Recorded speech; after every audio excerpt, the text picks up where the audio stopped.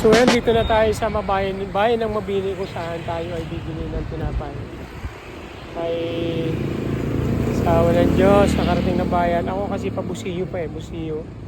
At ito nga ay gala na naman tayo at fishing. So tara, so on the way na ako. Bumili lang ako ng almusal para sa ngayon at tanghalian para mamaya. Binigyan pa tayo ng pangalawang life. Hindi ko ini-expect ka dun sa lugar ng Bawan, magkakaroon ng aso. Kaya ayan. So ayan, nakarating tayo. Makikita yung lugar, oh. Malakas ang hangin dito. Pero dito nga ako itinuro dahil nga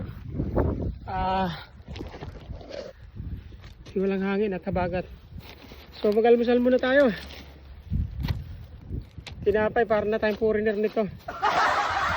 Hi Lord, thank you. Sa pangalawang buhay, grabe. Kain.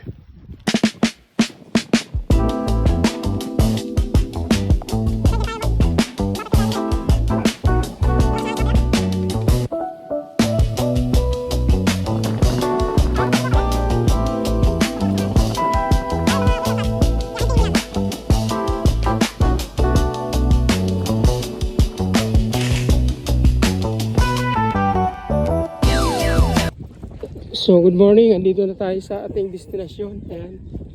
Malakas daw ang hangin.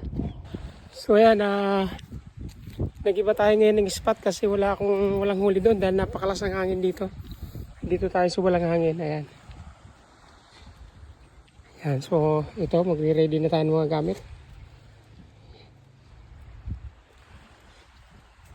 Yan, shoutout pa sila sa aking nanay at sa mga kapatid ko. Ayan. Shoutout sa mga kapatid ko nasa Bicol at saka sa nasa Croatia at saka sa Malaysia o sa Taiwan. Ayan, ingat kayo dyan, ingat. Shoutout sa aking mga anak at sa asawa ko. Ayan, babay, nandito lang ako sa may Busillo. Namimingwit, ayan. One eternity later.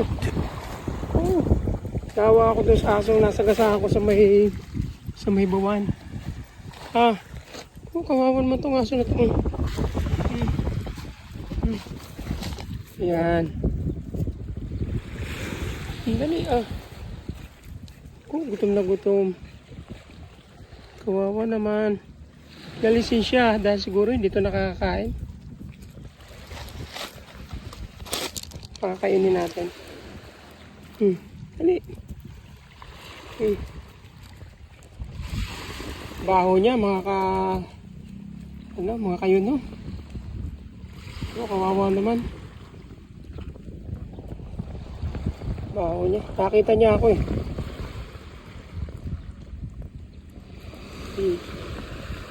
Nguyain mo na yan, ha?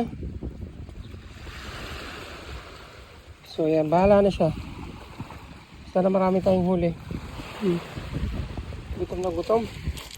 So yan, kailangan ko na mag-prepare ng gamit para makahuli kahit pa paano. So yan, nakahuli tayo isa. Wow naman! Wow!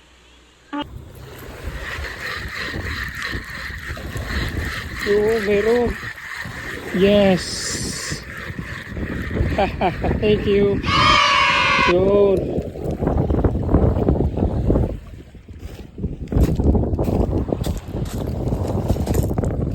Nilunok niya yung kawin. Ayan mga kayo, no, tayo ay maghanap ulit ng another spot at wala. Sablay ang lakad. So maghanap ulit tayo ng another spot. Punta tayo sa San Juan.